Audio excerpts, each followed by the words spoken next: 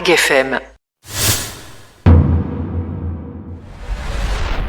Et la radio numérique arrive à Cherbourg ce jeudi 2 avril 2026 à 11h. Un nouvel émetteur DAB+ a été officiellement mis en service à Digoville, près de Cherbourg, en Cotentin.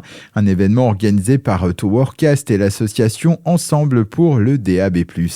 Avec cette mise en service, la radio numérique terrestre poursuit son déploiement sur le territoire jusqu'à atteindre un cap symbolique. Toutes les villes françaises de plus de 50 000 habitants sont désormais couvertes.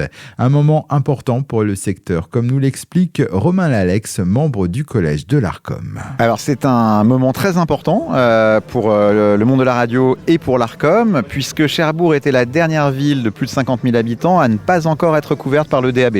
Donc on vient avec ce lancement achever un cycle de déploiement du DAB et on aura, on est presque et on le sera avant la fin de l'année 2026, on est à près de 80% de couverture du territoire en DAB en mobilité. Donc on est en train quand même de permettre à un grand nombre de nos concitoyens d'avoir accès à la technologie. Ouais. Alors ça va changer deux choses.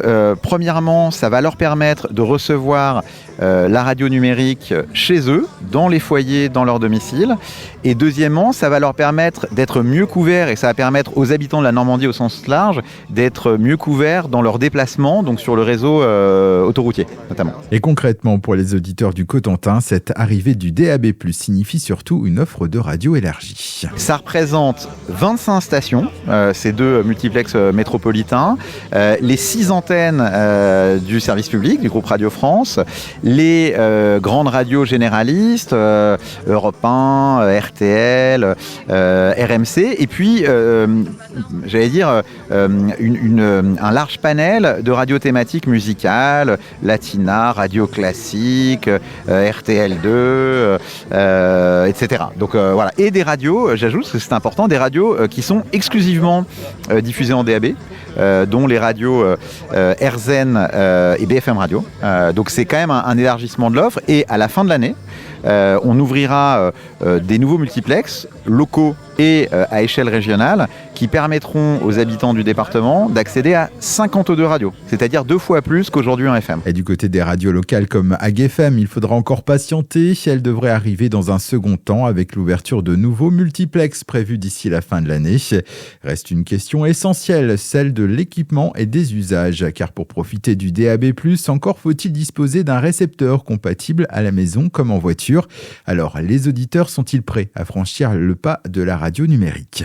L'auditeur lambda, alors il est totalement prêt parce qu'il adore conserver un accès gratuit et universel à la radio avec en plus une qualité d'écoute supérieure et une stabilité du signal dans ses déplacements inégalés par rapport à la FM, donc il est tout à fait prêt. En revanche, il n'est pas toujours équipé pour accéder au DAB.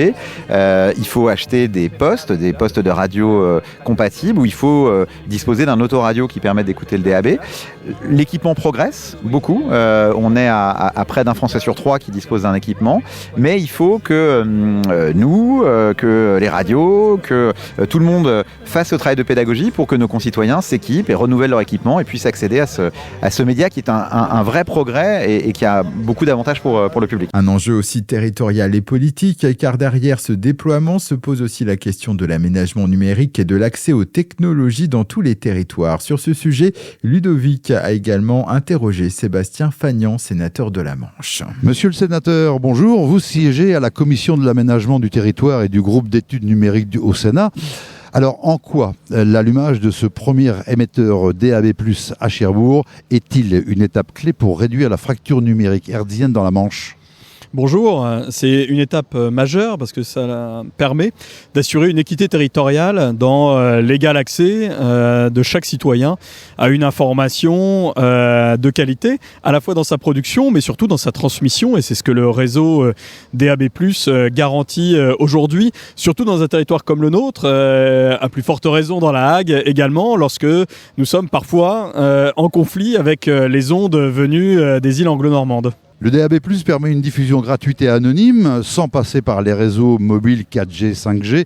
Alors pour vous, est-ce un enjeu de souveraineté et d'accessibilité pour les habitants du Cotentin ? Tout à fait, puisque les réseaux numériques, malheureusement, s'ils présentent des atouts majeurs, ont une vulnérabilité aussi, et nous le voyons, ces infrastructures sont souvent l'objet de cyberattaques notamment, et le fait de pouvoir s'appuyer sur un réseau hertzien de qualité est une garantie en effet de souveraineté, de fiabilité et de sécurité. AgFM va bientôt franchir le pas du numérique sur cette zone. Quelles mesures le Sénat préconise-t-il pour accompagner les radios de proximité dans les coûts techniques liés à cette double diffusion FM et DAB+? Nous devons déjà leur garantir une pérennité dans leurs moyens de transmission, en effet, et puis un soutien financier. Nous avons des débats réguliers lors des projets de loi de finances, et pour ma part, avec mes collègues, nous défendons la nécessité de poursuivre le soutien aux radios associatives parce qu'elles permettent un ancrage au plus près des préoccupations de nos concitoyens et nous savons à quel point malheureusement aujourd'hui ils peuvent douter de l'information et donc les radios associatives ont un rôle éminemment démocratique à jouer et donc le soutien à la fois dans l'accès aux infrastructures et le soutien financier est vital. La radio locale est souvent le dernier lien social entre certains territoires. Pensez-vous que le DAB puisse renforcer l'attractivité de radio comme AgFM face aux géants du streaming et aux plateformes internationales ? Oui, parce que ça permet d'avoir accès à un réseau qui garantit une large diffusion. Et c'est bien à travers un réseau comme le DAB+, qu'on peut toucher le plus grand nombre. Les plateformes obéissent à des règles propres au marché et donc nous pouvons être soumis à des aléas et donc à une réduction de la couverture de diffusion et donc fragiliser une partie de nos concitoyens, ce que le réseau DAB+ permet de contrer en ayant une couverture la plus étendue possible. Plusieurs pays européens ont déjà planifié l'arrêt de la FM. En tant que législateur, quelle est votre proposition ? Faut-il fixer une date de fin pour la FM en France afin d'accélérer vers le tout numérique ou privilégier une cohabitation longue ? La cohabitation longue présente de nombreux avantages et si d'aventure le réseau FM devait être mis en question, il nous faut garantir de l'autre côté une obligation d'équipement. Je pense évidemment aux voitures notamment, mais tant que le caractère obligatoire du DAB+, n'est pas assuré, il ne faut pas remettre en question la FM et mettre en cause, voire en péril, le réseau hertzien. Le DAB+ permet d'afficher des images et des informations enrichies comme les logos, les titres ou encore la météo. Comment imaginez-vous la radio de demain à Cherbourg ? Est-ce un média qui s'écoute mais qui se regarde aussi ?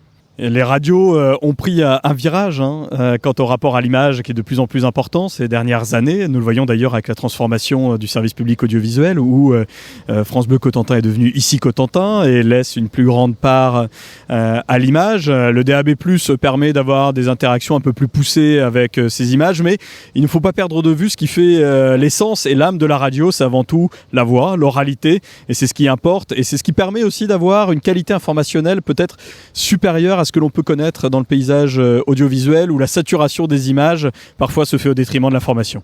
Juste pour souligner que pour l'auditeur, le passage au DAB+ est l'équivalent de ce qu'a été la TNT pour la télévision. Est-ce que vous êtes d'accord ?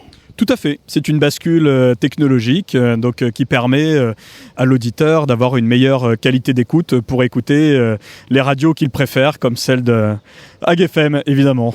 Sébastien Fagnan, merci. Merci Ludovic.